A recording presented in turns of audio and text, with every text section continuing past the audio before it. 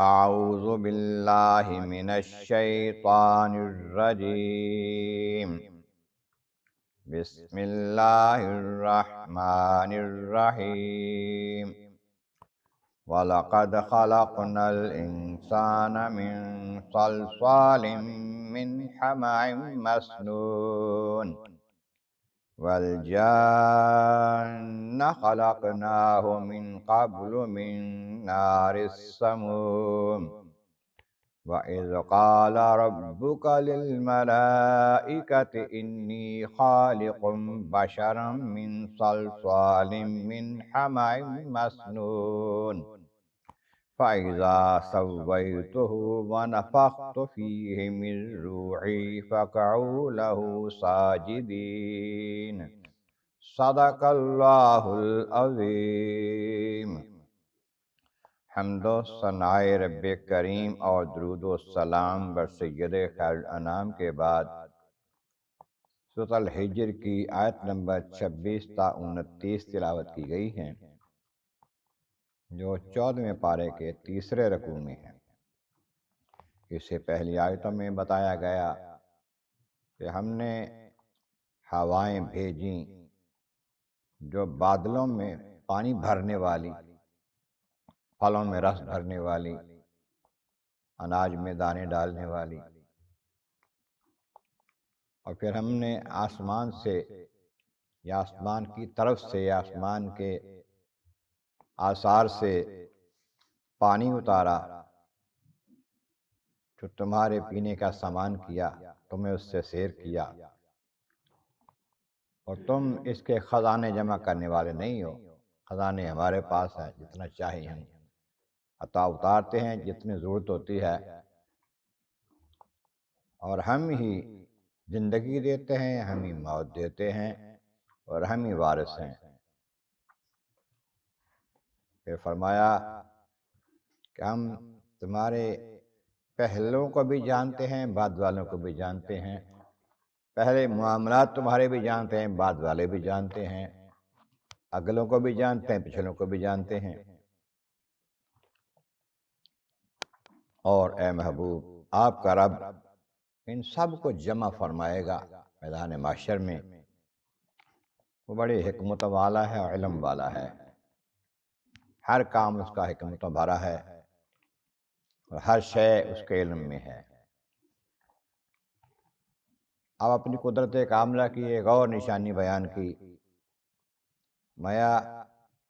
وَلَقَدْ خَلَقْنَا الْإِنسَانَ مِنْ صَلْصَالٍ مِّنْ حَمَإٍ مَّسْنُونٍ، ہم نے انسان کو بنایا جو بجتی ہوئی مٹی، کھنکتی ہوئی آواز دینے والی مٹی سے، جو اس سے پہلے گارا تھی، مسنون، بدبودار۔ اس سے مراد آدم علیہ السلام جو انسان کی اصل ہیں،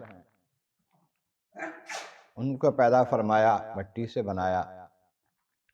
کہ تفصیلات میں آتا ہے اللہ کریم نے آدم علیہ السلام کو بنانے کے لیے مٹی ایک مشت لی، اس کو پانی میں بھگویا، ایک مدت تک پڑا رہنے دیا، سیاہ ہو گئی، اس میں سے مہک بو آنے لگی، پھر اس سے ڈھانچہ بنایا، پھر وہ خشک ہوتا رہا۔ جب خشک ہو گیا تو پھر ایسے جیسے سوراخوں والی مٹی خشک ہو، اس میں ہوا گزرے تو آواز آتی ہے، کھنکھناتی ہے۔ اس طرح جب مکمل ہو گیا، خشک ہو گیا، تو پھر روح ڈالی، اس میں پھونک ڈالی، جان پڑ گئی، انسان بن گیا۔ تو ہم نے انسان کو ایسے بنایا، اور جنوں کو اس سے پہلے بنایا۔ وَالْجَانَّ خَلَقْنَاهُ مِنْ قَبْلُ، اس سے پہلے ہم نے پیدا کیے جنات کو۔ اس کا معنی بھی جنوں کے باپ ہیں، جو جنوں کی اصل ہیں، جس سے جن پیدا ہوئے باقی سارے، ان کو پیدا کیا۔ من نار السموم، ایسی آگ سے جو دھوئیں کے بغیر تھی، اور وہ آگ جو ہے اس کی خصوصیات میں سے یہ ہے کہ اپنی حرارت اور لطافت کے باعث جسم کے مساموں میں گھس جاتی ہے، دور تک اثر کرتی ہے۔ ایسے جنوں کو بنایا، جنوں میں سے ہی شیطان ہے۔ جنات جو ہیں انسانوں کی طرح، ان کے بھی نر اور مادہ ہوتے ہیں، ان کی اولاد ہوتی ہے، مرتے بھی ہیں، پیدا بھی ہوتے ہیں، بیمار بھی ہوتے ہیں، مومن بھی ہیں ان میں، کافر بھی ہیں ان میں۔ لیکن اس میں سے جب شیطان آیا، ابلیس، تو پھر اس کی آگے جو نسل ہے وہ مرتے نہیں ہیں، پیدا ہوتے ہیں۔ قیامت آئے گی تو ابلیس مرے گا تو وہ سارے مریں گے، تو وہ سارے کے سارے کافر ہیں۔ باقی جنات میں مسلمان بھی ہیں، کافر بھی ہیں۔ تو پھر فرمایا کہ جب ہم نے آدم علیہ السلام کو بنا لیا،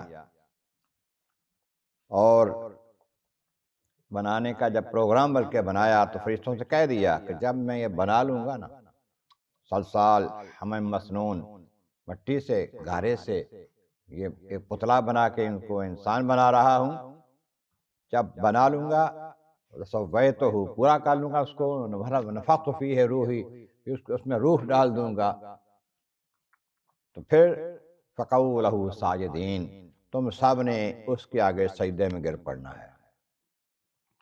پہلے ہی کہہ دیا ان کو کہ یہ معاملہ ہے، تم نے یہ کرنا ہے، تاکہ وہ تیار رہیں کہ حکم الہی ہے، ہم نے ماننا ہے۔